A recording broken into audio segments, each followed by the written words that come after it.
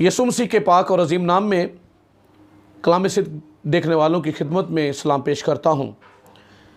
अजीज़ों, आज एक अहम मौजू लेकर आपकी खिदमत में हाजिर हूँ। आज हम गौर करेंगे खुदा के बंदा बुज़ुर्ग अब्राहम की ज़िंदगी पर। किस तरह से खुदा ने अपने बंदा को, जिसके औलाद नहीं थी, जिसकी बीवी माई थी, खुदा ने उसे कौमों का बाप बना दिया। मैंने इसका टाइटल रखा है अब्राम से अब्राहम तक का सफ़र, क्योंकि पहले उसका नाम अब्राम था, जिसे खुदा ने बदल कर बाद में अब्राहम रख दिया। तो क्या ये सिर्फ़ एक नाम बदला गया या इसके साथ कुछ और भी जुड़ा हुआ है? हम खुदा के कलाम की तरफ रजू करते हैं। खुदा के पाक कलाम में से नहमिया 9वां बाब 7वीं आयत, तू वो खुदावंद खुदा है जिसने अब्राम को चुन लिया और उसे कसदियों के ऊर से निकाल लाया और उसका नाम अब्राहम रखा। इस पर थोड़ा सा हम गौर करेंगे कि लेकिन तू वो खुदावंद खुदा है जिसने अब्राम को चुन लिया और उसे कसदियों के ऊर से निकाल लाया और उसका नाम अब्राहम रखा। एक आयत के अंदर हम देखें तो इसमें क्या ऐसी बड़ी बात पाई जाती है कि उसका नाम बदल दिया, उसके बाप के घर से खुदा उसे निकाल लाया और फिर उसे वतन छोड़ने के लिए कहा गया, रिश्तेदार नातेदार छोड़ने के लिए कहा गया। उस वतन से निकलकर खुदा ने कहा उस जगह पर जा जो मैं तुझे दिखाऊंगा। और इतना सफ़र तय करने के बाद अब्राम से उसका नाम अब्राहम रख दिया।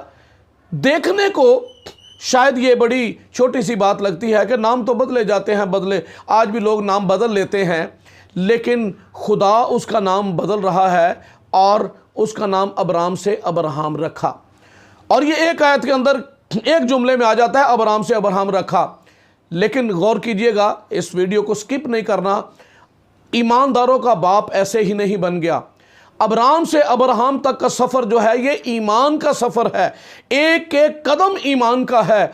इसके बगैर एक कदम भी उसने आगे नहीं बढ़ाया है। ऐसे ही कौमों का बाप नहीं बन गया, ऐसे ही सरफराजी नहीं पाई, ऐसे ही खुदा ने उसे सरबुलंदी पर नहीं पहुंचाया, ऐसे ही खुदा ने उसे अपना दोस्त नहीं बनाया, ऐसे ही खुदा ने नहीं कहा। खुदा जो अपने आप को मुतारफ़ करवाता है कि मैं यहोवा खुदा हूँ, और अब बुजुर्ग अब्राहम के साथ दोस्ती के बाद खुदा ने अपना इंट्रोडक्शन यूं करवाया, मैं अब्राहम का खुदा, मैं इसहाक का और याकूब का खुदा हूं।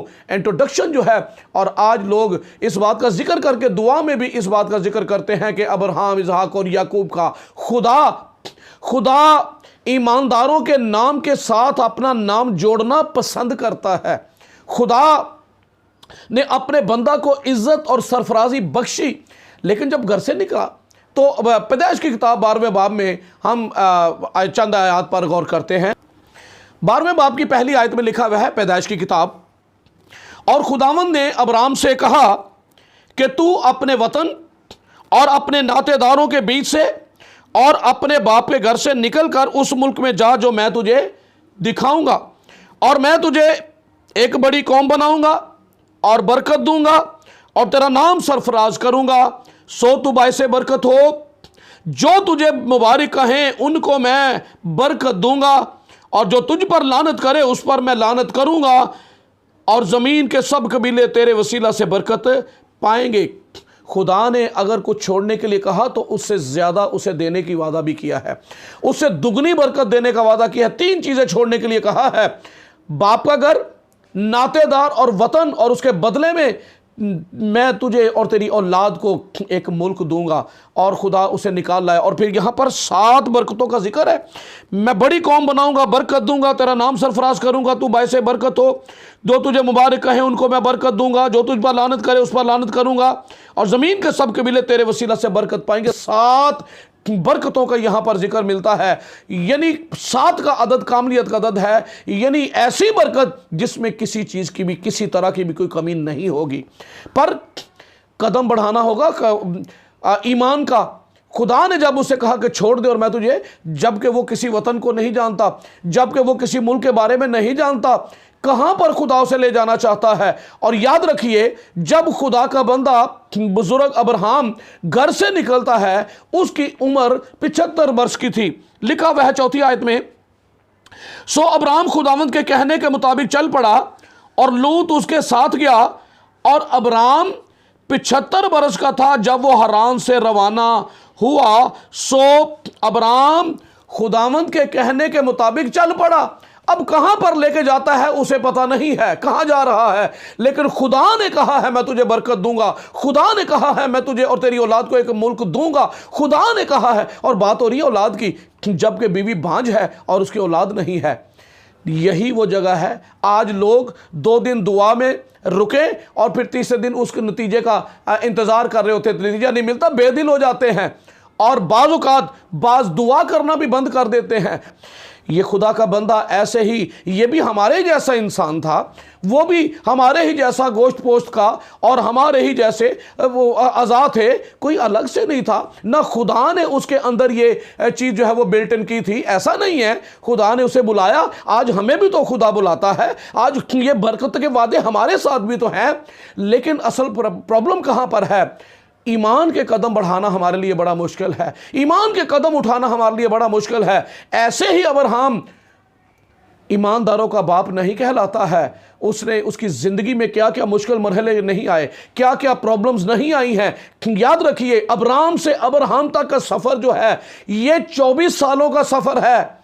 24 दिन कोई लोग खुदा का इंतज़ार नहीं करते, 24 दिन नतीजा ना निकले तो पता नहीं क्या से क्या, और बेदिल होकर दुआ करना छोड़ देते हैं कहीं का कहीं। लेकिन ये 24 दिन नहीं, 24 महीने नहीं, 24 साल तक। और ये मैं अभी खुदा के कलाम में से आपको पढ़कर सुनाऊंगा। जब घर से निकला तो 75 वर्ष का था और उसका नाम था अब्राहम। और 24 साल गुजर गए, मुश्किलात आई। उसका भतीजा लूत जो साथ गया था, सदूम और अमूरा पर बादशाहों ने अटैक किया और वो अवाम को ले गए, उसका भतीजा भी उसमें चला गया। सो खैर ये उसे पीछे जाकर छुड़ा लाया। ये सारी बातें हम कलाम मुक़द्दस में से देखते हैं। उसके और लूत के बुज़ुर्ग, लूत के जो नौकर थे उनके दरमियान झगड़ा हो गया। जब माल मवेशी बढ़ गया तो उनके चारे पे और तरह के कई प्रॉब्लम जो है वो पैदा हो गए, उन्हें अलहदगी इख्तियार करना पड़ी। सो उसने, देखिए कैसा ईमान के कदम है, कैसे ये खुदा पर भरोसा करता है। उसने रास्तबाज लूत से कहा कि अगर तू खुशकी की तरफ जाएगा तो मैं इधर चला जाऊंगा, लेकिन अगर तू तराई की तरफ जाएगा मैं खुशकी। उसे इस बात से कोई फर्क नहीं पड़ा खुशकी मिले या तराई मिले, क्योंकि जिसने उसे बुलाया है वो उस पर नजरें लगाए हुए हैं। खुदावंद पर नजरें लगाने वाले शर्मिंदा नहीं होते, खुदावंद पर भरोसा करने वाले कभी भी पछताते नहीं हैं, वो दिल बर्दाश्ता नहीं होते, बल्कि मुश्किलों में भी उनका इत्तेकाद, उनका ईमान और उनका तवक्कुल अपने खुदावंद पर रहता है। सो उसने उसे चॉइस करने के लिए दे दिया था कि जहां तू जाएगा मैं दूसरी तरफ जाऊंगा। ऐसा नहीं कि उसने कहा कि यार खुशकी तराई जो है वो मैं ले लूं और खुशकी से दे दूं। उसे पता है कि अगर मैं खुशकी की तरफ भी जाऊंगा तो जिसने मुझसे वादा किया है उस खुशकी में भी मेरे लिए वो हरियाली पैदा कर देगा। सो अब्राहम 75 वर्ष का था जब वो अपने घर से निकल पड़ा। पैदाइश की किताब 17वां बाब पहली आयत से, जब अब्राहम 99 वर्ष का हुआ तब खुदावंद अब्राहम को नजर आया और उसे कहा मैं खुदाए कादिर हूं। 99 वर्ष का हो गया और खुदा ने कहा कि खुदा उसे नजर आया और कहा मैं खुदाए कादिर हूं। 75 वर्ष का है जब घर से निकला है और बाप का घर भी छोड़ दिया, नातेदार भी छोड़ दिए और वतन भी छोड़ दिया और ऐसा मुल्क जिसे नहीं जानता चला जा रहा है। 24 साल गुजर गए हैं। हम 24 दिन गुजार सकते, 24 दिन इंतजार कर सकते, 24 महीने खुदा का इंतजार कर सकते हैं कि जो वादा खुदा ने किया वो पूरा करेगा। असल बात यह है कि चंद दिन गुजरने के बाद खुदा पर इत्तेकाद खत्म हो जाता है, ईमान कर रखना छोड़ देते हैं कि लगता है कि खुदा मेरी जिंदगी में कुछ करने वाला नहीं है। यही सबब है जिसके पास घर था, जिसके पास वतन था, लेकिन खुदा उसे जीरो से सरबुलंदी पर पहुंचाना चाहता है। खुदा उसे पहले निकाल लाया, फिर ताकि खुदा उसे बताए कि मैं खुदा कादर हूं, तुझे पास कुछ भी नहीं था, मैंने तुझे ज़मीन से उठाकर आसमान की सरबुलंद आसमान तक उठाया है, तुझे सरबुलंद किया है, और खुदा उसे ला रहा है। 99 वर्ष का था जब खुदा उसे नजर आया और कहा, मैं खुदाए कादिर हूं। आगे, तू मेरे हजूर में चल और कामिल हो। 24 साल गुजर गए और खुदा ने कहा, तू मेरे हजूर चल और कामिल हो। असल वजह क्या होती है? यही वो जगह, खुदा ऐसा नहीं कि खुदा ने जो बरकत के वादा किया है वो हमें देना नहीं चाहता, बल्कि खुदा के वादे हाँ के साथ हैं, खुदा के वादे सच्चे हैं, लेकिन असल बात यह होती है कि वो प्रॉब्लम, वो ईमान की कमी जो हमारे अंदर होती है, खुदा उसे दूर करना चाहता है, लेकिन हम उसे दूर करने नहीं देते हैं। वो मुश्किल आती है, हम परेशान हो जाते हैं। उस पर अगर परेशानी आई है तो उसे आने दीजिए, और मुसीबत आई है तो खुदा पर भरोसा करना मत तरक कीजिए। यही वो जगह है जहां पर आपको कायम रहना है, यही वो मुकाम है जहां पर आपके ईमान का इम्तिहान होगा, आपका ईमान चेक किया जाएगा, आपका ईमान टेस्ट किया जाएगा। यही आपके ईमान की आजमाइश का वक्त है। 24 साल गुजर गए, ऐसे ही अब्राहम ईमानदारों का बाप नहीं बन गया। 24 साल गुजरने के बाद खुदा ने कहा कि मेरे हजूर में चलो और कामिल हो। अभी प्रॉब्लम कमी थी, खुदा उसे कामिल करना चाहता है, और यही मेरी और जिंदगी, आपकी जिंदगी में भी खुदा करना चाहता है। एक प्रॉब्लम था, खुदा ने कहा नातेदारों को छोड़कर, और वो अपने साथ अपने भतीजे रास्तबस लूत को भी ले गया। खुदा ने कहा था कि कोई तेरे साथ नातेदारों को छोड़कर तू निकल जा, और उसकी वजह से प्रॉब्लम क्या हुआ? प्रॉब्लम यह हुआ कि आपस में झगड़े पैदा हो गए, आपस में प्रॉब्लम पैदा हो गए, और एक वक्त आया कि जुदा होना पड़ा। और बाइबल मुकद्दस में एक आयत पढ़कर फिर मैं बात करता हूं कि कितनी खूबसूरत बात लिखी हुई है। 13वें बाब की 14वीं आयत, और लूत के जुदा हो जाने के बाद खुदावंद ने अब्राम से कहा कि अपनी आंख उठा और जिस जगह तू है वहां से शिमाल और जनूब और मशरिक और मगरब की तरफ नजर दौड़ा, क्योंकि ये तमाम मुल्क जो तू देख रहा है मैं तुझको और तेरी नस्ल को हमेशा के लिए दूंगा, और मैं तेरी नस्ल को खाक के जरों की मानद बनाऊंगा, ऐसा कि अगर कोई शख्स खाक के जरों को गिन सके तो तेरी नस्ल को भी गिन लेगा। लूत के जुदा हो जाने के बाद खुदा ने कहा, नजर उठा, जिस जगह पर खड़ा है वो तलाश कर रहा है कि वो मुल्क कहां पर है जो खुदा मुझे देने वाला है, वो इंतजार कर रहा है, शायद अभी आगे है, वो बढ़ रहा है। लेकिन लूत के जुदा हो जाने के बाद इसका मतलब यह है कि जो खुदा ने कहा था वो कमी थी उसमें। खुदा ने कहा था नातेदारों को, बाप के घर को, वतन को छोड़ देना, लेकिन अपने साथ अपने नातेदार को ले लिया, रिश्तेदार को छोड़ ले लिया। फिर उसी जगह पर घूम रहा है, पर खुदा उसे दिखा नहीं रहा। वही उसकी औलाद के लिए मिरास है, लेकिन खुदा उसे दिखा नहीं रहा। लेकिन जैसे ही लिखा लूत के जुदा हो जाने के बाद खुदा ने कहा नजर उठा, यही वो जगह है। हम बरकत के पास होकर भी, बरकत के करीब होकर भी अपनी बरकत को देख नहीं पा रहे होते और उस बरकत को हासिल नहीं कर पा रहे होते।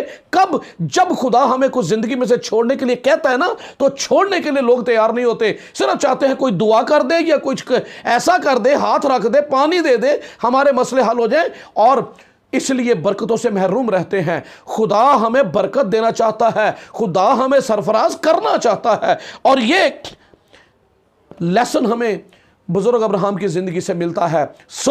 खुदा से नजर आया और खुदा ने कहा नजर उठा, शुमाल मगरब जनूब शुमाल उठा, यही वो जगह है, यही मुल्क है जो मैं तुझको तेरी औलाद को दूंगा, मेरा अहद तेरे साथ है। लेकिन कब? लूत के जुदा होने के बाद अपनी जिंदगी में हर तरह का वो रुकावट जो खुदा की पहचान में आपको बढ़ने से रोक रही है उसको दूर कीजिए।